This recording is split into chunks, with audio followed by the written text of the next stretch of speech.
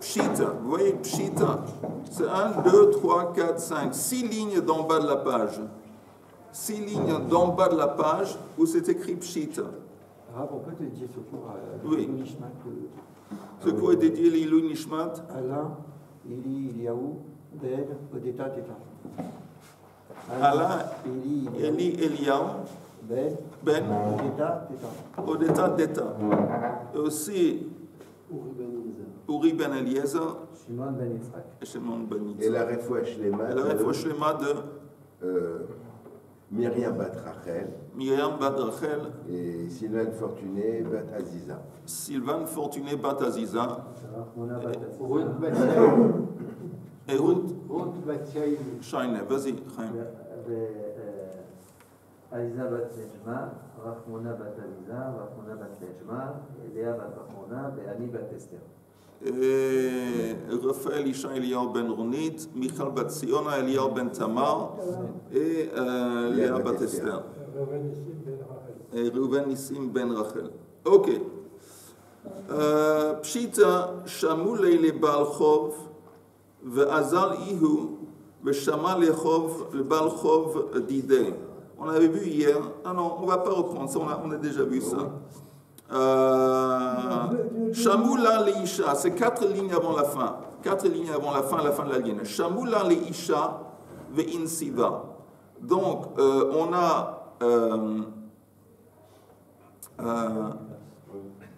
a donné quelque chose qui a été confisqué. On a donné des biens confisqués, parce que le type, il n'a pas repayé sa dette, à une femme. Auquel on lui devait de l'argent. Et cette femme, après, elle s'est épousée, elle s'est mariée. Ça veut dire Shamula li Isha ve'insiva. Ou Shamumina de Isha ve'insiva. Ou peut-être elle devait de l'argent, on lui a confisqué à la femme des biens. Après, elle s'est épousée, elle s'est mariée. Après, la femme, elle est décédée, ve'meta. Alors, la Gemara dit Baal ben yirse ishto lokeach have. Le statut de l'homme, du mari, vis-à-vis des biens de sa femme, c'est un statut d'un acheteur. Un acheteur. Et ça veut dire l'omihada velomahadrinane. Il n'est pas sous l'obligation de rendre, et il n'est pas non plus sous l'obligation de. On n'a pas l'obligation de lui redonner les biens confisqués.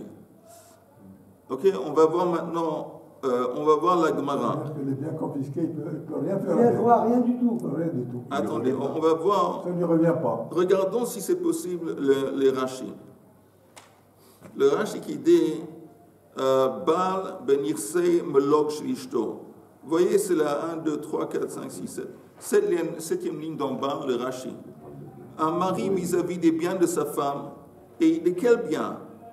Dans Nirsei Melog, on avait dit Nirsei Melog, que pendant le mariage, les biens, ils appartiennent à la femme. Mais lui, il a le droit d'usufruit, on a dit d'usufruit. Oui. Ok. Maintenant, il est considéré comme un loker, Rachidi.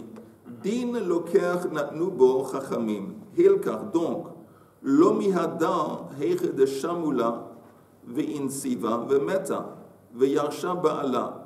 Donc, dans le cas où on avait donné des biens confisqués, à la femme, elle s'est mariée, elle est morte, on avait dit avant que quand le propriétaire, donc l'emprunteur, il a finalement les fonds, l'argent, et il veut récupérer ces biens qui ont été confisqués auparavant, ici ça ne marche pas. Pourquoi ici ça ne marche pas? Parce qu'on avait dit que normalement, on doit toujours rendre les biens confisqués. Une fois que le type il a de l'argent, finalement il paye, on lui rend ses biens confisqués, à part 3 cas. Ou la personne qui a reçu les biens confisqués, il les vend à quelqu'un d'autre, ou il les donne en cadeau, en tant que cadeau à quelqu'un d'autre, ou lui-même il est décédé et ses héritiers héritent ses biens confisqués.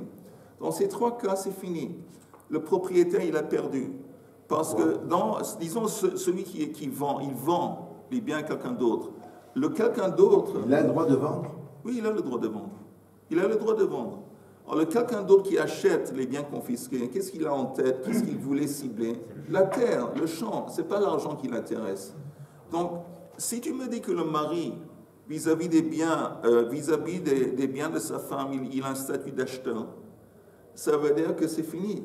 Et si parmi les biens de la femme, il y a des biens confisqués, et si un beau jour tape à la porte du propriétaire des biens, il dit tiens, j'ai l'argent, c'est fini. Le mari il dit non, parce qu'ils sont à moi dorénavant, c'est à moi, tu as perdu. Donc, tu gardes ton argent, mais tu as perdu tes biens. Parce que je suis un acheteur. On avait dit qu'une fois que quelqu'un a vendu à quelqu'un d'autre, c'est fini vis-à-vis du propriétaire. Il a acheté la femme, pas ses biens. Pardon? Il a acheté la femme, il a acheté Il a acquis la femme en mariage. Il a acquis la femme, mais il n'a pas acheté les biens. Il a acquis ses biens. Oui, mais il est encore une fois, le moment qu'on lui donne un statut de locaire, d'acheteur, ça a des répercussions vis-à-vis des biens confisqués. Et pourtant, quand il va la divorcer, il va devoir lui rendre ce bien. Oui. S'il la divorce, mais en fin de compte, c'est à elle, c'était à elle. Pendant le mariage, c'était à elle. Mais il lui rend ces choses. Ok, Si donc. marié, c'est le bien à lui. Pardon? Les biens de sa femme, c'est le bien, c'est bien à lui. Oui.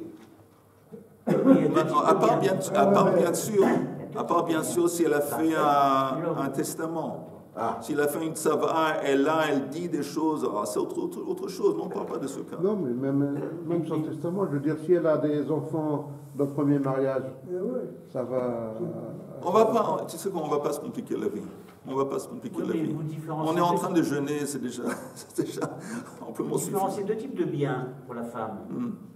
Pourquoi vous ne les différenciez pas maintenant? Parce que la Gemara n'en parle pas, et j'ai pas envie de compliquer la vie. Ok, mais il n'y a pas de problème. Okay. On respecte votre envie. Ok. Alors, le Rashi dit, ou Balachzir, je continue de lire le Rashi, ok? On avait dit avant, Zavna, quand quelqu'un qui a les biens confisqués, il les vend, à data de Ara Nachut. Alors, celui qui les achète, il a en tête la terre. Ça, c'est un cas. Donc, il n'a pas besoin de rendre les terres confisquées. Mais pas seulement ça. Si sa femme a donné on a pris à sa femme une terre, on l'a confisquée parce que sa femme devait de l'argent. Ça, c'est le cas inverse. Sa femme devait de l'argent, elle n'a pas pu repayer, on l'a confisqué. Si lui, après le décès de sa femme, il arrive avec l'argent, il dit tiens, voilà l'argent, on veut récupérer, ça ne marche pas. Regardez, l'homme où on a confisqué de la femme, elle s'est mariée, elle est décédée. Après, c'est le mari qui hérite. Et lui, il veut repayer, il veut donner l'argent pour récupérer la terre qui a été confisquée.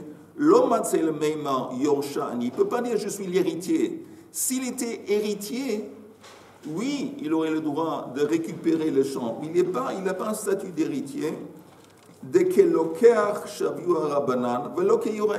Parce qu'encore une fois, le mari vis-à-vis des biens de sa femme est considéré comme quelqu'un qui a acquis, qui a acheté, et pas comme quelqu'un qui a hérité. Et donc, ça ne marche pas. Il ne va pas pouvoir récupérer les biens qui ont été auparavant confisqués de sa femme. Mais on avait dit que même... D'un cas, il sort gagnant. De l'autre cas, il sort perdant. Non, mais c'est pas gagnant ou perdant, parce que de toute façon, l'autre, il ne donne pas l'argent. C'est qui l'autre? C'est-à-dire celui qui devait de l'argent à la femme. À la femme, il ne lui donne pas d'argent. Je veux dire, c'est vrai qu'il garde le gage. Oui, il garde le gage. Mais l'autre, il garde son argent. Oui. L'inconvénient, c'est qu'il ne veut pas le racheter. Non, mais apparemment, s'il garde le gage, il est intéressé à garder le gage. De ce point de vue, il est gagnant.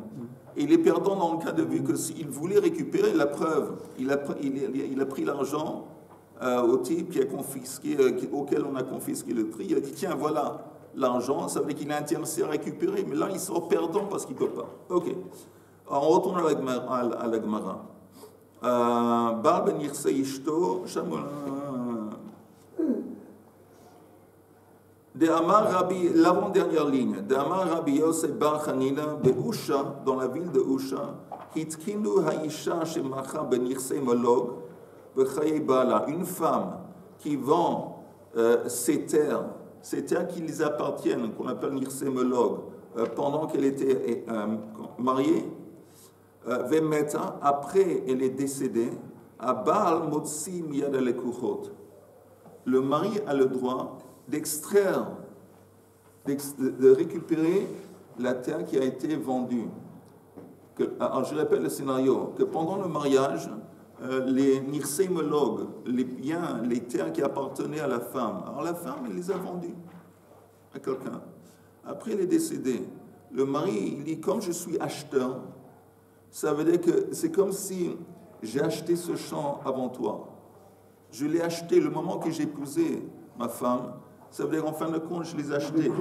Ça veut dire, j'ai priorité, exactement. Ça veut dire, hein? Elle a pris la priorité sur quoi?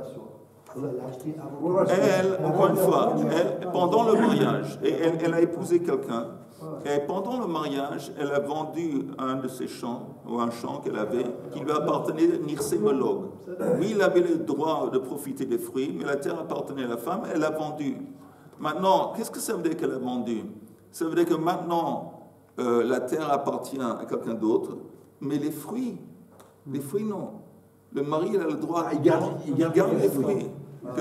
Lui, maintenant, il est un propriétaire du champ, mais les fruits, il ne peut pas en profiter tant qu'ils sont mariés. Mais une fois que la femme est décédée, alors là, le mari dit, je m'excuse, mais moi, il savait que j'ai acquis ce champ avant toi, et il lui donne l'argent de la vente, il lui donne l'argent que il doit lui restitue l'argent de la vente à celui qui a acheté, et il reprend la terre. Oui, c'est-à-dire que pendant le mariage, il ne peut pas profiter des fruits, et en plus aussi, la femme décède, il doit vendre la terre. Oui, celui qui achète le champ, oui. Il doit rendre au mari. Oui, c'est pas évident. C'est pas l'affaire du siècle. Non, il a une priorité en fait. C'est comme un locataire dans un appartement. Quand le propriétaire il met l'appartement à la vente, le locataire il a une priorité. Quel est le par rapport aux autres. C'est anti-économique ça. Pourquoi anti? Ça ne peut pas fonctionner. Une économie, ça fonctionne sur achat, vente. Sinon, non, apparemment, c'est des conditions qui n'encouragent pas la femme à vendre ses biens à quelqu'un d'autre pendant qu'ils sont mariés. Ça, on peut dire. C'est pas un truc. La Torah n'est pas intéressée à encourager la femme à vendre. Pourquoi elle reçoit de l'argent? Elle reçoit de l'argent.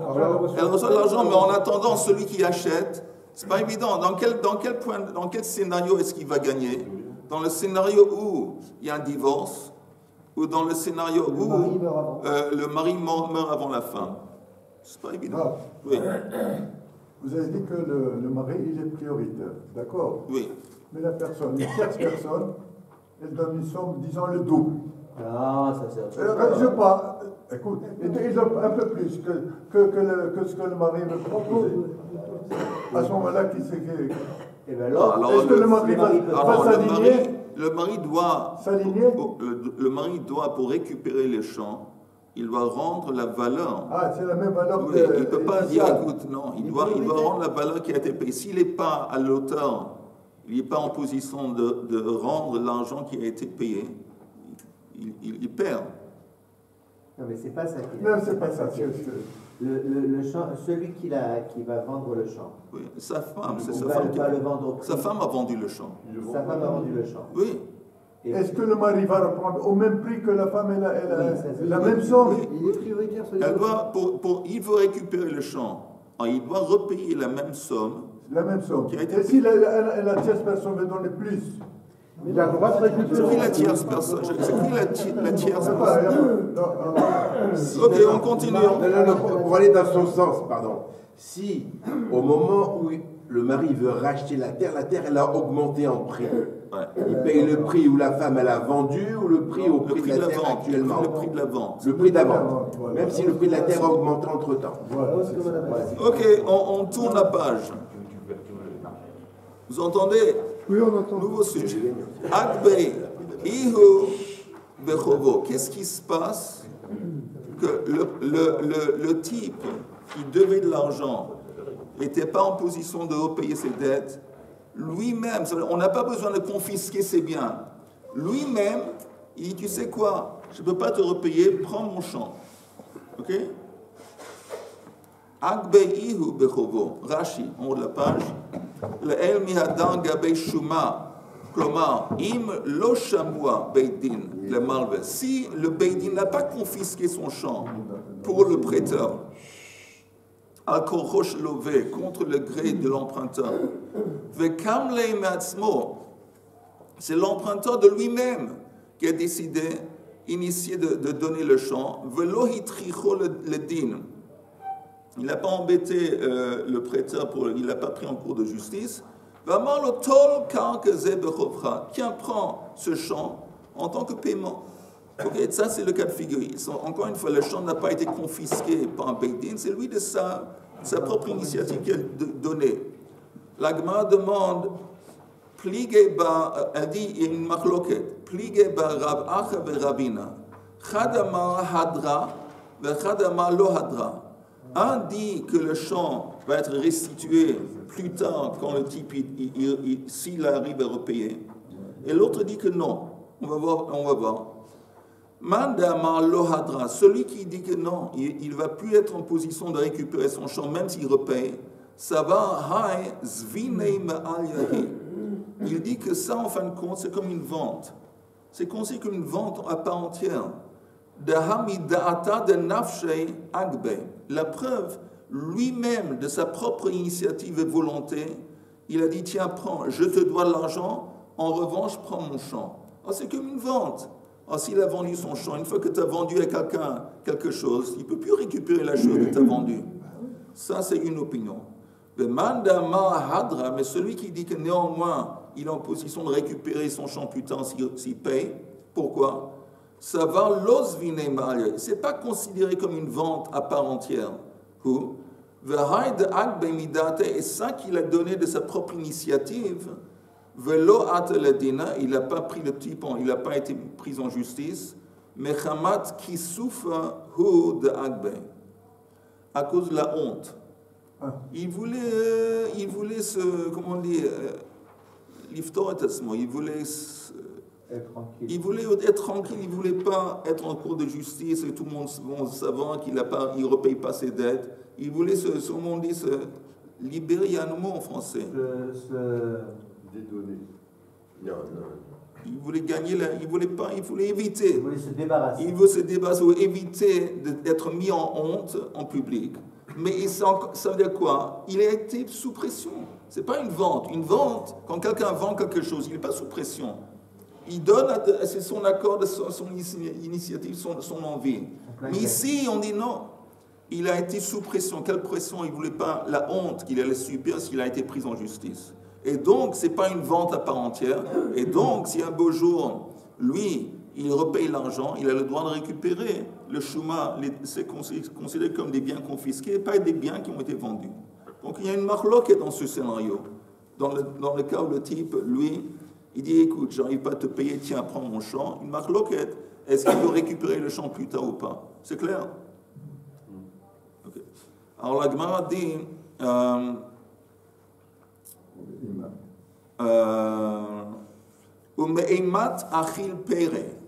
celui qui reçoit les biens confisqués, okay? Il a reçu les biens confisqués, donc c'est qui apparemment c'est le prêteur.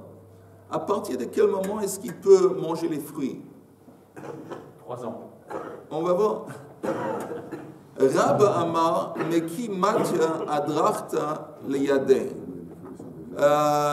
Il dit le moment qu'il reçoit Adrachta. Adrachta, c'est un shtar, c'est un contrat de confiscation.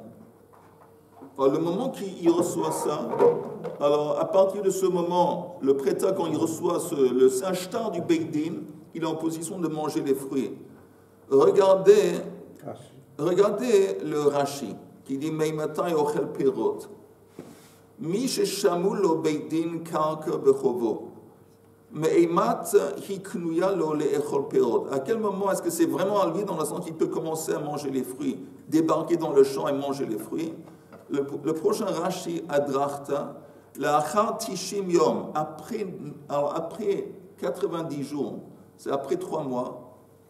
Shenifsak adin, une fois après 3 mois après le jugement que le Beit Din a donné, le Beit Din kotvin Adrachta, shtar psak din, anichsei love shebechol makom sheimseem mishelo yikachem vemosrin lo ashtar. En quoi consiste ce shtar?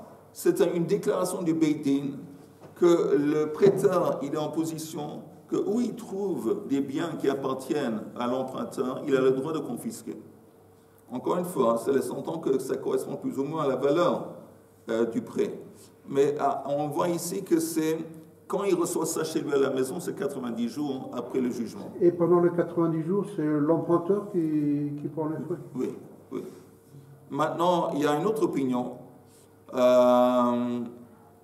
Abaya Amar Eidav Bechatuma Vazachino. Non, beaucoup plus avant. Le moment qu'il y a eu des témoins qui ont témoigné dans le Beit Din sur ce contrat, sur ces déclarations officielles, à ce moment-là, c'est déjà lui. Il n'a pas besoin d'attendre 90 jours, il n'a pas besoin d'attendre qu'il reçoive le truc. Le moment qu'il y a le Beit Din, ça a été formalisé, les témoins ont signé sur le contrat, il peut manger les fruits. Rav Amar, et maintenant l'alacha. Rav, troisième opinion, la troisième opinion c'est l'alacha. Mais qui shalimu yomei achasta, non, il doit attendre que le moment de déclaration, la période de déclaration a terminé. C'est quoi le moment de déclaration? Achaza, comment on dit achaza, déclaration? Alors regardons le Rashi, regardez le Rashi. Mais qui shalmul yomei achasta. Même s'il a reçu, déjà, il a reçu le document du Beit Din, et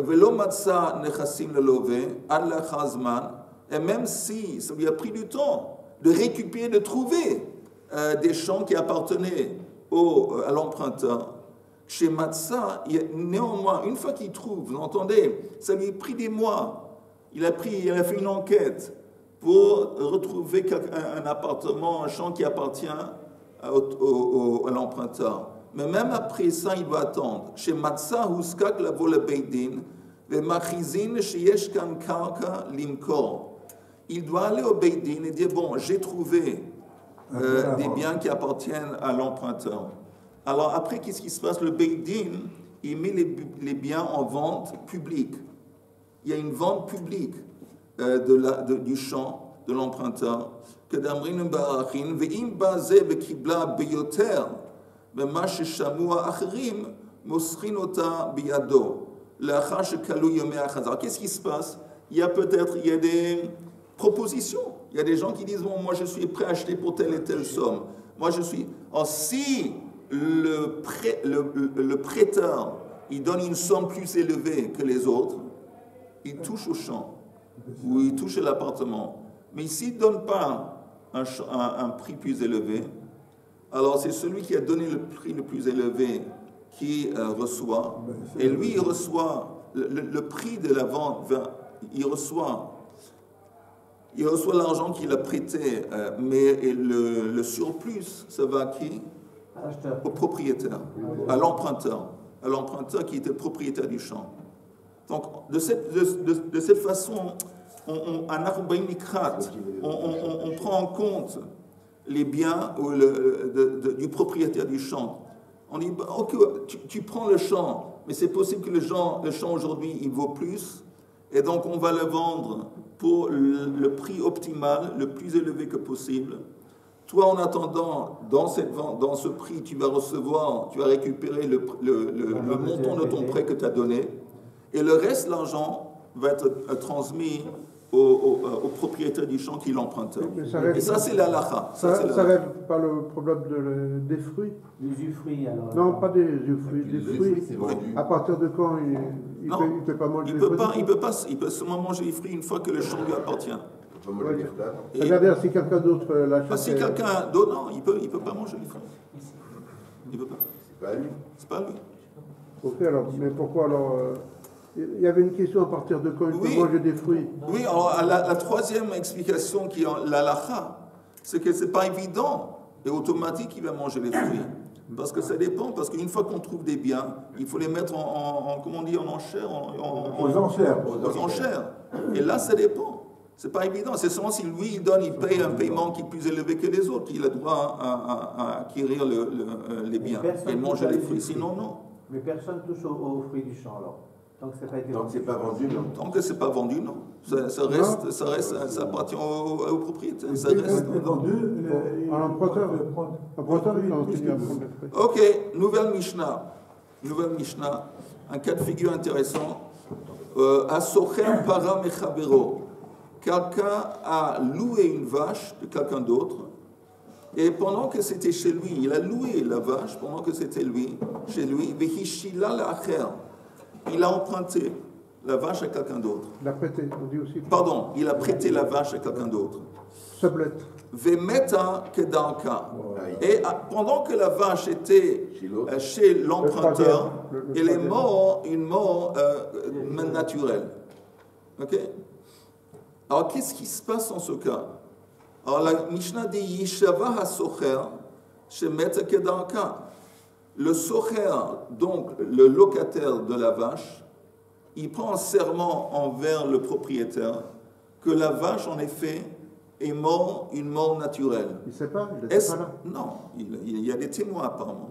Alors lui, il prend un serment pour confirmer que la vache est morte une mort naturelle. Le locataire, le socher, il est exempt. On avait dit que le socher et le shomer sachar, celui qui paye pour garder, ils sont seulement responsables de repayer dans un cas de gneva babeda, de vol et de perte. Et s'il y a un accident, un truc de force majeure comme un décès, une mort, il n'est pas obligé. Alors qu'est-ce qu'il fait? Vis-à-vis du propriétaire de la vache, il prend un serment qu'en effet cette vache est morte. Alors lui, il ne doit rien au propriétaire de la vache. Il est quitte vis-à-vis du propriétaire de la vache. Maintenant, il se tourne vers celui auquel il a prêté la vache. Celui qui a emprunté la vache, il est responsable dans un cas de force majeure, dans un cas de mort naturelle. Il est responsable. À qui il va payer? Il va payer à celui qui a loué la vache. Parce que, qui lui a prêté la vache? Le socher, celui qui l'a loué. Oui. C'est lui. Alors, le shoel doit payer à qui? Au socher. Donc, il s'avère que le socher, il sort gagnant, et le propriétaire de la vache, il sort perdant. Parce que le shoel qui doit payer, dans un cas où la vache meurt une mort naturelle, il doit payer à celui qui lui a prêté la vache. C'est le socher. Donc, le socher, il récupère la valeur de la vache, tandis que le propriétaire de la vache, il sort perdant parce qu'il a eu affaire avec qui? Avec le socher. Le socher lui a pris un serment que il y a une mort naturelle de la vache, il est exempt, il a maintenant, il n'y a plus rien, il n'y a plus de contact avec la vache. C'est logique ça. Où il y a un responsable, où il y a une indemnisation, où si tu dis que le socher il est patour, automatiquement celui à qui il a prêté il doit être aussi patour. C'est pas logique qu'il fasse un bénéfice. Non, c'est pas le même statut. L'autre, c'est un autre statut, c'est un chômeur d'un autre statut qui s'appelle un shoel. Un shoel, il est responsable dans un cas de force majeure, d'accident. D'accord, mais en quoi c'est juste? Il doit payer. Tu dis que c'est injuste. Le premier qui a reçu la vache, oui. Il ne devait rien payer. C'est le corps, il ne doit rien payer. Il ne doit rien payer vis-à-vis du propriétaire. Il a emprunté gratuitement. Non, oui. Ouais. Celui qui a emprunté, il a emprunté gratuitement. Il a emprunté. C'est le troisième. Le deuxième, tu parles de le troisième. Je répète. Il y a quelqu'un qui loue une vache de quelqu'un d'autre. Il paye. Louer, ça veut dire qu'il paye pour utiliser. D'accord. Après, pendant qu'il est chez lui, pendant la période de location, il prête cette vache à quelqu'un d'autre. Après, pendant que la vache est chez l'emprunteur, elle meurt, une mort naturelle. Alors, selon cette opinion de la Mishnah, le locataire, il dit au propriétaire, ta vache, elle est morte, une mort naturelle. Ça veut dire que selon la halakha, je ne te dois pas une vache. Donc il va jurer. Il prend serment, il est quitte, c'est fini. Ouais. Maintenant, l'emprunteur, qui est responsable de repayer dans un cas de force naturelle, il doit payer à qui? À celui qui lui a prêté la vache, qui est le locataire. Donc il savait que le locataire, il gagne, et le propriétaire, il perd.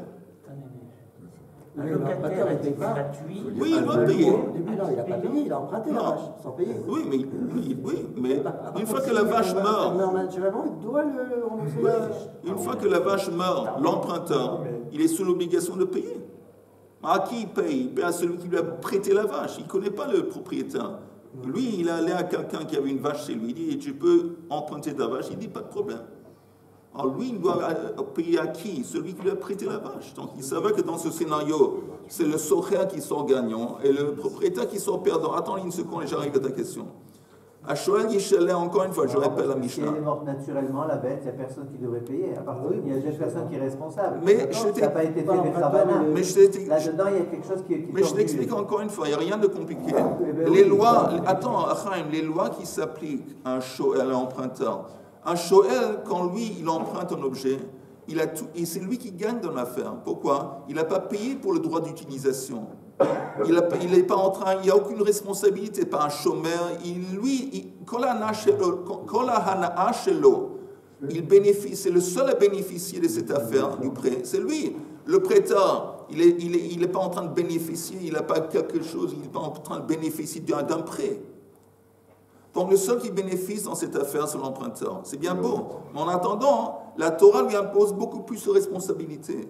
Que si quelque chose se passe à l'objet que tu empruntes, tu es responsable en tous les cas. Dans les cas de vente, dans les cas de vol, de perte, et même de cas de force majeure d'un accident. Le seul cas où il y a un exemple, c'est si l'animal est mort en l'utilisant d'une façon, une utilisation normale. C'est tout. Donc, mais je relis la Mishnah. Hasocher para mechavero, vehishila leacher, vemeta kedarka, yishava hasocher shemeta kedarka. Alors lui, il dit au propriétaire, en effet, je prends un serment que ta vache elle est morte une mort naturelle. Vashoel yishalem la socher. Amar Rabbi Yossi, il n'aime pas, il n'est pas content avec cette halakha. Keisad hala osesrura beparato shel chavero. Et comment ça se fait que le socher, il fait du business, Exactement. et lui, il profite de l'argent qui appartient à quelqu'un d'autre. Et la tachazor para la balim. Il dit non. Le chouel doit, quand le chouel qui est obligé de repayer, il ne va pas repayer à celui qui lui a prêté, il repaye au vrai propriétaire. Ça, c'est la marque. Quelle est la différence? Maintenant, la Gemara dit, entre 2 minutes, on finit. Non. Oui, vas-y. Quelle est la différence entre mort d'une mort naturelle et mort dans l'utilisation normale? Il y a une grande différence. Hein? Il y a une grande différence parce que quand l'emprunteur, il emprunte un objet pour l'utiliser, par exemple, il a emprunté un taureau pour labourer. Alors si pendant qu'il utilise le taureau, il a une crise cardiaque, je ne sais pas, il meurt, il dit, bon, c'est pas ma faute parce que je t'ai dit, j'emprunte pour labourer. Alors, si en labourant, là je suis exempt. C'est le seul cas où l'emprunteur il est exempt. Mais si j'emprunte un bic pour écrire et pendant que j'écris il tombe en panne, je suis exempt parce que la raison pour laquelle j'ai emprunté c'est pour écrire et tu as accepté. Mais ça c'est différent. Si le taureau il meurt d'une crise cardiaque pendant son sommeil. Oui, alors là non, là le shoel il est responsable. Il est responsable parce que ça s'appelle un accident, c'est un cas de honnête, il est responsable dans un cas de honnête. C'est pas pendant qu'il est en train de l'utiliser. Encore une fois, il emprunte un objet pour l'utiliser, une utilisation normale. Un bic, c'est pour écrire. Un taureau, c'est pour labourer. Un âne, c'est pour porter des choses. Ça, c'est sous-entendu. Alors, si pendant qu'il fait ça, ça tombe en panne, il est exempt. Mais d'autres accidents, d'autres cas de force majeure, il est responsable. La Gemara dit Amar le Rav Idi Baravin. Pardon? Comment on peut être responsable d'un cas de force majeure? On est responsable, on prend responsabilité de payer. C'est pas que quelqu'un lui dit c'est ta faute, c'est pas sa faute. Mais néanmoins, quand tu es un emprunteur, et comme dans cette transaction, la seule personne à profiter du prêt, c'est toi. Le propriétaire, il n'a rien à profiter d'un prêt. Alors, tu as une responsabilité plus lourde et qui savait que mais c'est pas ta faute, mais même s'il y a un accident, c'est toi qui payes. Encore deux lignes, on finit. Amar le Rav Idi bar Avin le Abaya. Attends, Mikdi, voyons. Socher b'may kanei le haïpa. Comment est-ce que le socher, selon la première opinion, comment est-ce qu'il a acquis la vache? À travers le serment. Le beshvoa. V'neim le maskir le socher. le propriétaire de la vache a qu'à dire à celui qui l'a loué, Dal ant vedal shvuater, tire-toi et tire ton serment. Et Retire ton serment, tire-toi et retire ton serment. Parce que je ne veux pas ton serment. Laisse tomber le serment. Ve'ana mishta'ina din bahade shoel. Et moi, je vais avoir affaire avec l'emprunteur. Laisse tomber, je veux pas ni de toi ni de ton serment. Je vais avoir affaire directe avec l'emprunteur. Il a qu'à lui dire ça, parce que si tu me dis, quand il s'avère que le moment qu'il prend serment, le socher, voilà, c'est fini. Il a fini, il n'y a plus le propriétaire, il n'est plus dans le coup. Alors on lui dit, le propriétaire a qu'à lui dire, tu sais quoi, je veux pas ton serment. Je veux pas ton serment, laisse tomber, tire-toi d'ici avec ton serment, et moi je vais avoir affaire avec l'emprunteur. Attendez, Amarle misavrat socher, beshua hu de kakanela. Qui te dit que le socher, il va recevoir l'argent à travers la shua? Mishat mita hu de kane. Non, le moment que la vache est morte, une mort naturelle, quand elle était chez l'emprunteur, à ce moment-là, selon la lacha, ça appartient au socher. Veshua, le serment qu'il donne, que de la fils d'Atosh le balabait. C'est simplement la choix qu'il prend, ce n'est pas un moyen de récupérer la vache ou le montant de la vache. La choix, elle est là simplement pour apaiser l'esprit du propriétaire. Pour que le propriétaire ne va pas soupçonner que quelque chose d'autre s'est passé, qu'on m'a volé, il y a des... Non, je te prends un serment pour apaiser ton esprit. Mais le moment que la vache meurt, d'une façon automatique, ça appartient à celui qui a prêté la vache. Celui qui a prêté la vache, c'est le socher. Et ça, c'est la première opinion. Mais la halakha, c'est comme la deuxième opinion. Rabbi Yos, c'est qui dit c'est pas logique. Et c'est pas logique. Ça, tu m'as dit, mais en fait, j'avais raison. Tu as toujours enfin raison. Tu as toujours raison, en fin de compte. Messieurs, Tzom Kal Il y a Bemoïl. une différence entre un shtar, un contrat, et un serment. Il y a une différence.